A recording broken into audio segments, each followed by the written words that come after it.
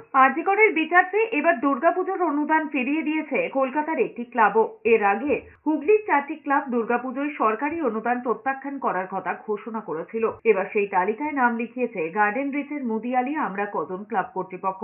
চলতি বছরে দুর্গাপুজোর জন্য আয়োজক ক্লাবগুলিকে রাজ্য সরকার 85,000 টাকা করে অনুদান দেওয়ার কথা ঘোষণা করেছিল। সেই অনুদান নিচ্ছেন না বলে জানিয়েছে গার্ডেন রিচের মুদিয়ালি আমরা কজন ক্লাব কর্তৃপক্ষ। শুক্রবার তারা বিবৃতি দিয়ে অনুদান গ্রহণ না করার কথা জানিয়েছেন। এই পুজো কমিটির পক্ষ থেকে কর্তা কংগ্রেস নেতা মোহাম্মদ মোক্তার শুক্রবার সকালে বিবৃতি দিয়ে জানিয়েছেন, আরজিকরে মহিলা চিকিৎসককে ধর্ষণ এবং খুনের ঘটনার প্রতিবাদে অনুদান প্রত্যাখ্যান করা হচ্ছে। নির্যাতিতার বিচারের দাবি জানিয়েছেন তারা। এর আগে হুগলির উত্তরপাড়ার 3টি ক্লাব পরপর পুজোর অনুদান প্রত্যাখ্যানের কথা ঘোষণা করেছিল। ক্লাবদের যত সদস্য আছে, সেক্রেটারি আছে, প্রেসিডেন্ট, তারপরে মহিলাও আমাদের আছে। মহিলাদের একটি আমাদের ডিমান্ড ছিল যে আরজি করে যদি জাস্টিস হয়, এই টাকা অবদান নেবো না, ফেরত দিয়ে দিতে। এই একটা demand. RG we want justice, RG করে। আমরা পুজোর টাকা নেব না, আমরা রিটার্ন করব।